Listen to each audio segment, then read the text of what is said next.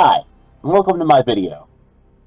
Today I'm going to show you how to install a replacement CD-ROM drive in your original model PlayStation 1.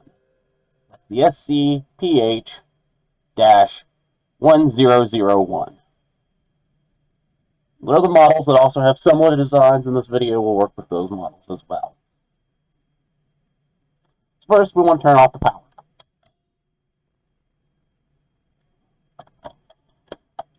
We want to unplug the power cord.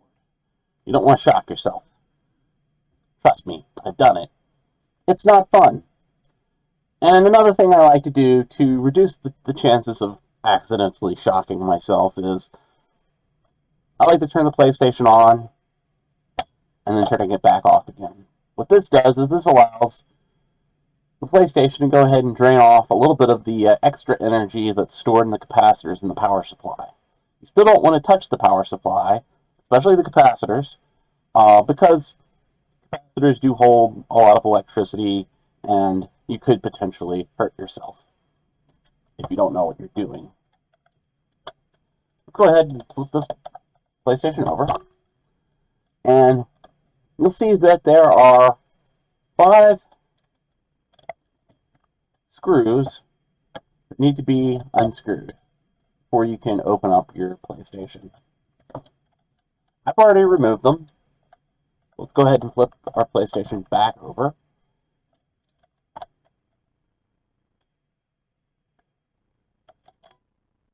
You also want to remove your disc.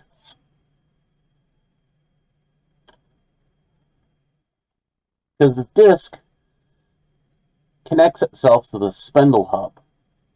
So when you lift up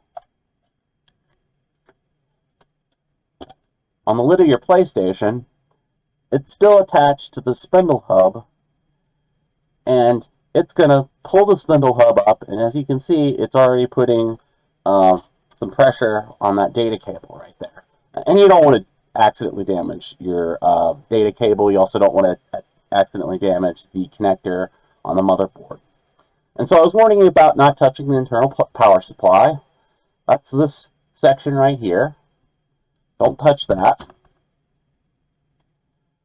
So you'll see here that there are two cables that are connecting your CD-ROM drive to your motherboard. There's this one right here. That's the power cable. And then there's this one right here. That's the data cable.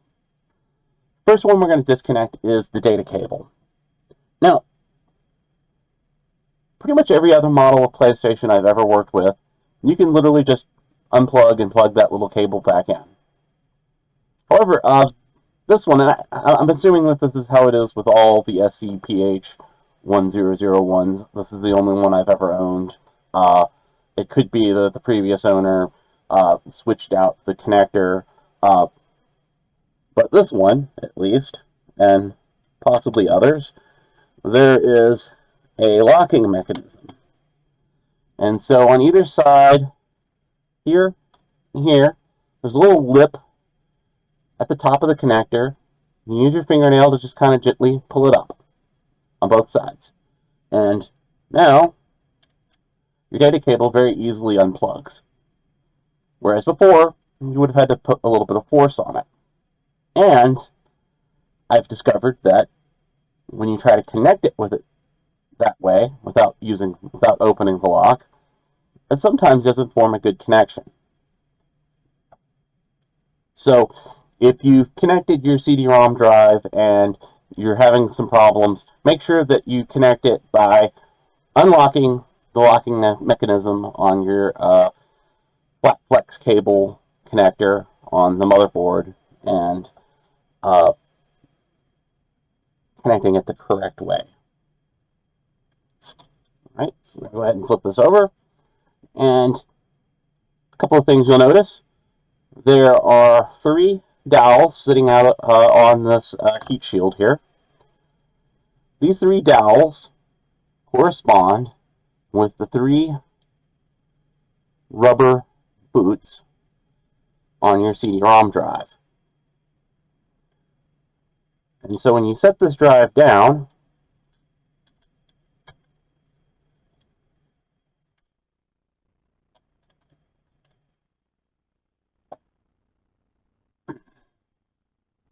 You'll see that each one of those rubber feet have a dowel sticking through them.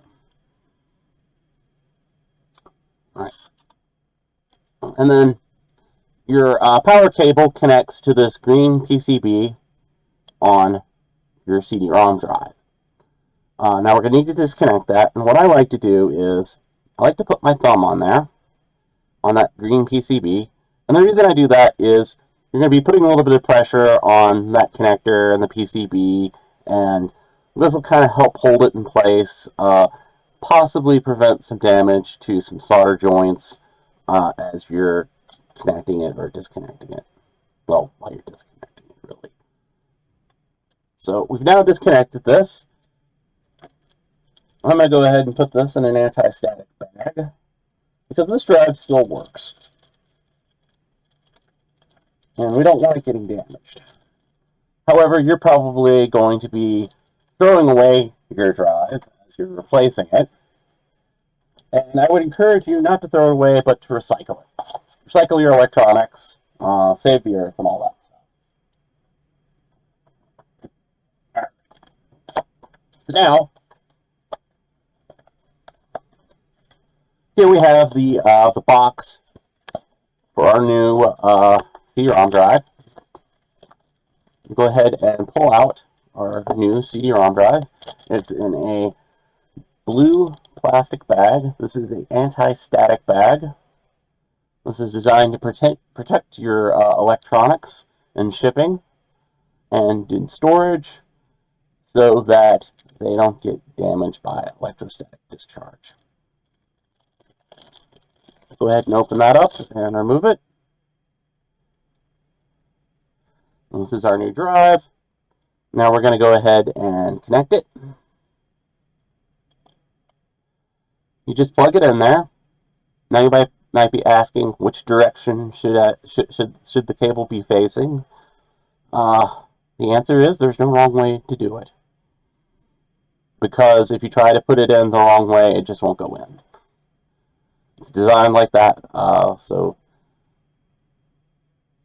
you don't even have to worry about it. But as you can see here, the white cable is on the outside. The white wire is on the outside. But like I said, you can't put it in the wrong way because it's designed that way. And so now we're sticking it on the rubber feet. And again, metal dowels go through the rubber feet. You also want to make sure that you have your little data cable sticking out. Make sure that it's still in the unlocked position. And now gently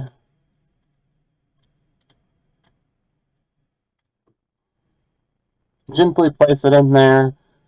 Gently push it down as far as it'll go. And then lock both sides.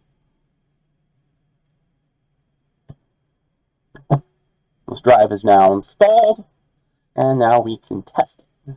Now, some people like to test their drives by just plugging the power in, pushing down on the little sensor that tells you that the drive lid is down, and testing it with all the electronics exposed. I don't test them that way for a reason.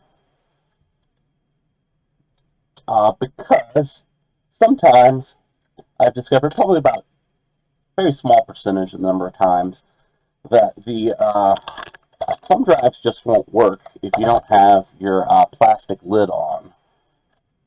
I know, it's kind of weird. I think that the plastic lid gives it a little bit of extra stability to keep the drive rotating correctly. So just go ahead and power back in. Another thing, you'll notice that I'm working on a really cheap table. It's not level, and bought it at Walmart. Go figure.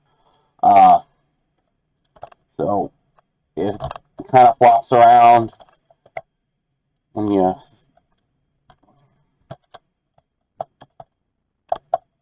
so you want to make sure that your drive is not, that your PlayStation is nice and level when you do this.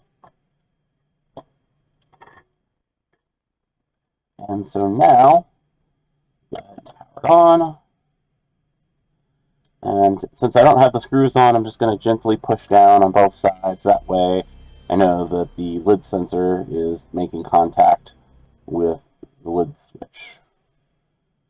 And something's not working. Of course, got to put the game in. That's another important one. Try that again.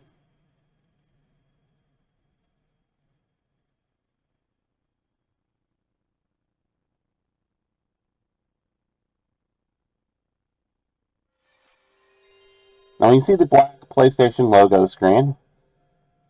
That's indicating that the PlayStation has validated that you are loading a PlayStation disc with the correct region code for your PlayStation. This is a North America PlayStation, so it's an SCEA code. This serves as both region locking and copy protection. And our game is loaded. This drive works. Now, obviously, we are going to do. You should do some more extensive testing than this. I would test it with multiple games, particularly ones that have an FMV sequence that loads at the beginning of the game. A good one would be like Nuclear Strike, Castlevania, Symphony of the Night. Those are just two that come to mind right off the top of my head. Because if there's going to be any skipping, you want one that has a good FMV sequence that you can test it with to make sure that there isn't any stuttering. If there is a little bit of stuttering, you probably just need to tweak the trim pot. But that is a topic for another video. Thank you.